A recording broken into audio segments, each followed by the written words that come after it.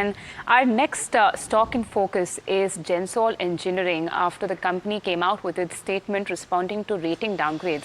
My colleague Mihika is joining us with more details. Over to you, Mihika. Yeah.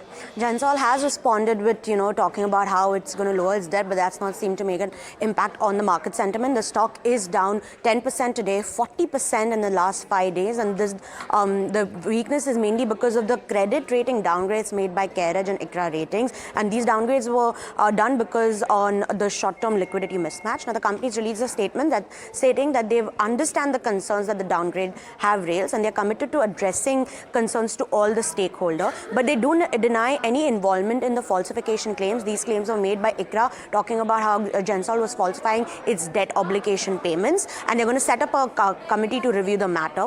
In terms of the current debt picture, Gensol says that the total current debt stands at 1,146 crores and the debt ratio stands at 1.95, and the company has reduced its debt obligation by 230 crores in FY25 so far. In terms of entity-wise, their standalone fund-based capital limit for solar EPC stands at 249 crores. Their standalone term loan for EV vehicles stands at 645 crores, and their current term loan for the EV leasing subsidiary stands at 252 crores. They've also stated that they're going to reduce the debt by 655 crores via two divestments. One is by selling 2,997 electric vehicles worth 315 crores, and to also sell their wholly owned Gensol subsidiaries company for 350 crores.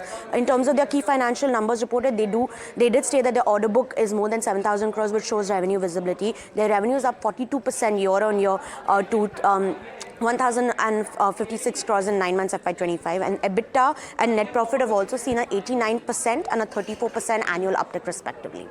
Right, Mihika. So, as far as I understand, is that although they have noted concerns regarding downgrades increasing, but they are taking various measures to improve their current positioning.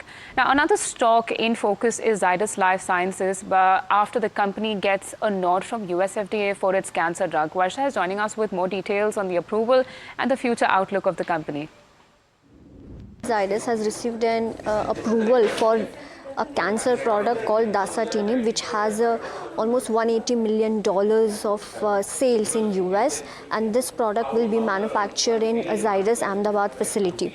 Now, if I were to talk about the market strategy and future outlook, company is expected to improve its EBITDA margin by 100 to 150 basis points for FY25, and they're expecting double-digit growth when it comes to US business. And lastly, they aim to launch 25 to 30 products in US and FY25 as well. Right. Now, keeping it with pharma, earlier today we spoke to Ameera Shah of Metropolis Healthcare about the company's recent acquisition and expansion plans in North India. Let's hear her. It's the leading chain in Agra, but it's about 26 crores in revenue in the year 24-25, and it's a profitable entity. So, it will be a little bit higher than the Metropolis margin profile. So obviously that will get fully added into the 25-26 number, and obviously whatever growth that we see, from the base of 26 crores in the year 25-26. So while it's not adding anything very large into the revenue, but it is a great entry point. And we've done this many times before, where we've acquired the leading player in a city, and then we've really grown them out, in a significant way over the next 5-10 years, across the entire region. And we're hoping to do the same thing with scientific pathology.